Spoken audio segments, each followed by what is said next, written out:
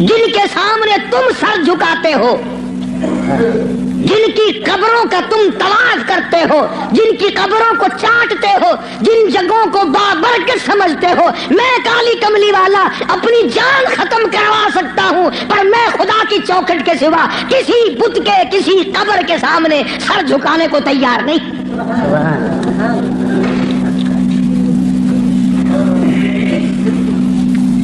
سرکار مدینہ صلی اللہ علیہ وسلم نے ابراہیم علیہ السلام کی قبر کے سامنے سر نہیں جھکایا۔ تم ننگوں کی قبروں کے سامنے سر جھکاتے ہو۔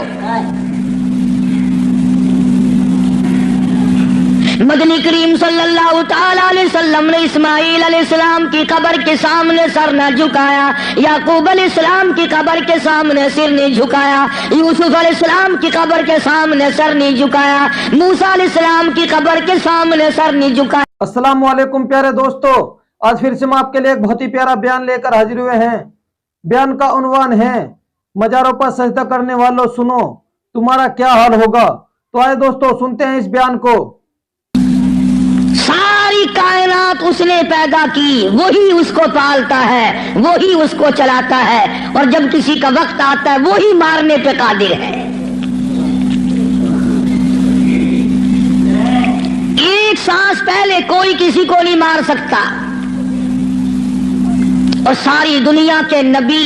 ساری دنیا کے صحابہ، ساری دنیا کے امام، ساری دنیا کے قطب اور ابدال، فقیر اور درویش اور عالم مل کر کوشش کریں، کسی کا ایک سانس نہیں بڑھا سکتے۔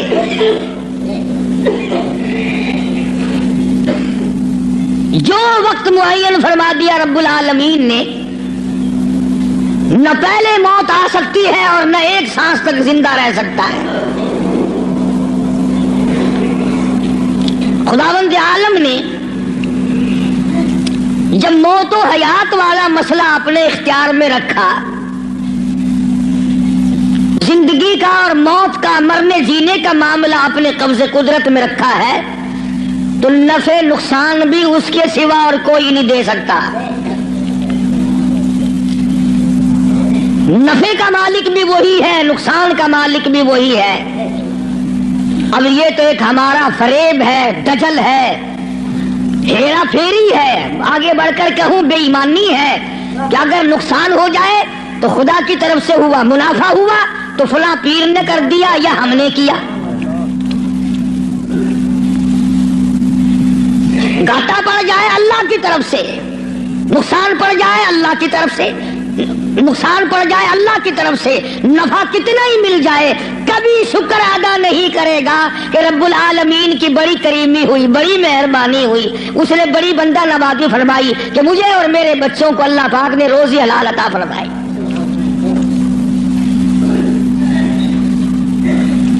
جب یہ ساری چیزیں اسی کے قبضے قدرت میں ہیں، تو مشرکین مکہ نے آ کر مدنی کریم صلی اللہ علیہ وسلم کے سامنے ایک بات کہی ہے، اللہ اکبر، کہنے لگے تو ہمیں اپنا دین بتا، تیرا دین کیا ہے؟ جیسے یہاں بیٹھ کر دو چار آدمی بات کریں نا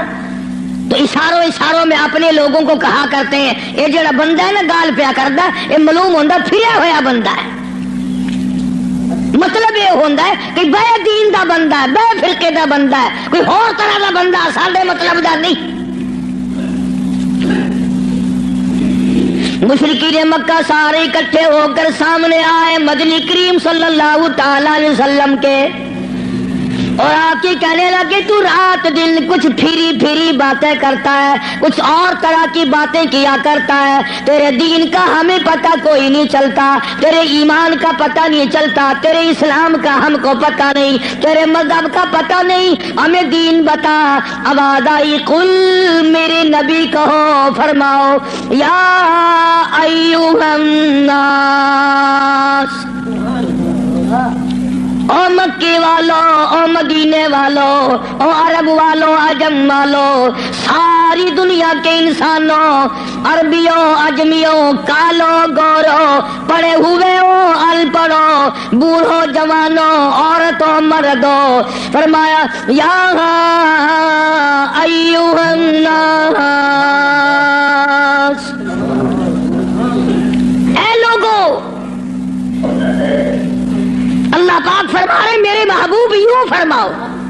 یا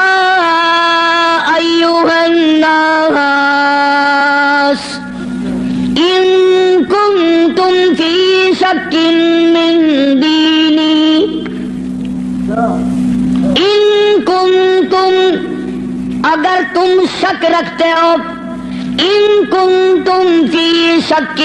من دینی اگر تمہیں شک ہے میرے دین میں میرے دین کے بارے میں میرے دین کے معاملے میں آؤ میں اپنا دین صاف کر کے بتا دوں آؤ میں اپنا مذہب بتا دوں آؤ تمہیں میں اپنی جماعت بتا دوں آؤ میں تمہیں اپنا فرقہ بتا دوں فرمایا فلا اعبد الذین تعبدون من دون اللہ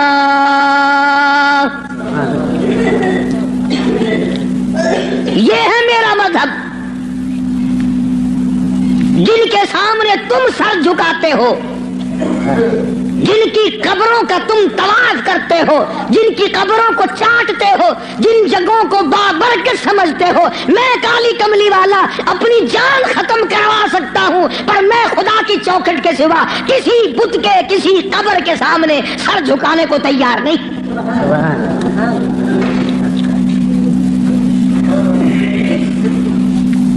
سرکار مدینہ صلی اللہ علیہ وسلم نے ابراہیم علیہ السلام کی قبر کے سامنے سر نہیں جھکایا تم ننگوں کی قبروں کے سامنے سر جھکاتے ہو مدنی کریم صلی اللہ تعالی علیہ وسلم نے اسماعیل علیہ السلام کی قبر کے سامنے سر نہ جھکایا یعقوب علیہ السلام کی قبر کے سامنے سر نہیں جھکایا یوسف علیہ السلام کی قبر کے سامنے سر نہیں جھکایا موسیٰ علیہ السلام کی قبر کے سامنے سر نہیں جھکایا اور آپ صاف صاف فرما دیا فلا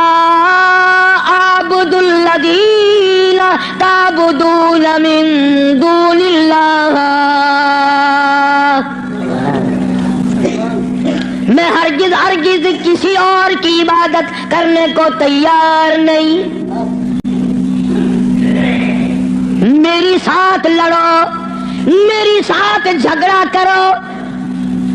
او مکے والوں میں تم سب کی مار کھانے کو تیار ہوں اپنے دین کا سودا کرنے کو تیار نہیں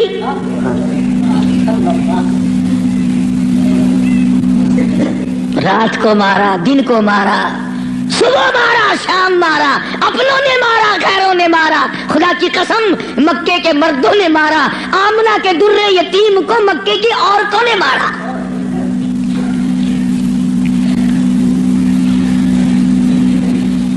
اور کس کی عبادت کرتے ہو کس کی پوجا کرو گے کون ہے عبادت کے لائق فرمایا میں تو عبادت بھی سجدہ بھی رکوع بھی نظر نیاز بھی ساری اس کے لیے کرتا ہوں ولیکن اعبد اللہ الذی یتوفاکم فرمایا میں اس کو خدا مانتا ہوں میں اس کو رب مانتا ہوں میں اس کو مشکل کشا مانتا ہوں میں اس کو حاجت روا مانتا ہوں میں اس کو نظر نیاز کا حقدار مانتا ہوں جو میری اور تمہاری موت پہ قادر ہے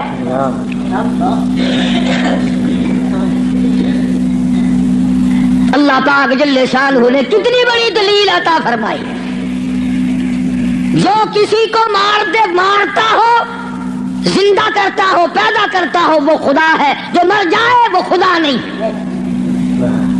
بھلا جس کی خود موت آ جائے وہ خدا کیسے ہے قرآن کہتا ہے ایک لمحے کے لیے ایک سیکنڈ کے لیے جس کو اونگ آ گئی وہ خدا نہیں اور جو عمر بھر کے لیے قبر میں جا کے سو گیا وہ خدا کیسے ہو سکتا ہے فرمایا اللہ لا الہ الا هو الحی القیوم الہ وہ ہے مشکل کشا وہ ہے ستاروں کا مالک وہ ہے چاند کا مالک وہ ہے للشمس ينبغي لها ان تدرك القمر ولا الليل سابق النهار وكل في فلك يسبحون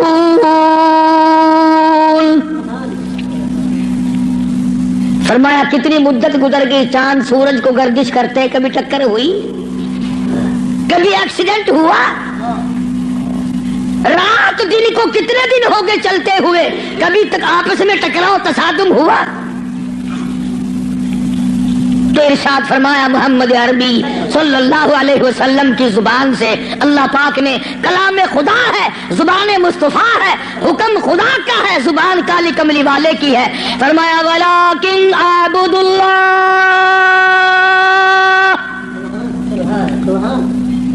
میں اس کو حاجت روا مانتا ہوں، میں اس کو مشکل کشا مانتا ہوں، میری بگڑی بنانے والا وہ ہے، اجڑوں کو بسانے والا وہ ہے، اولاد دینے والا وہ ہے، اولاد دے کر کے لے لینے والا وہ ہے، تخت و تاج عطا کرنے والا وہ ہے، اور تخت پہ سے اٹھا کر پھانسی پہ لٹکا دینے والا وہ ہے۔ وَلَٰكِنْ أَعْبُدُ اللَّهَ الَّذِي يَتَوَفَّاكُمْ وَأُمِرْتُ أَنْ أَكُونَ مِنَ الْمُؤْمِنِينَ، مجھے حکم ملا ہے کہ میں سب سے پہلے اس مالک کے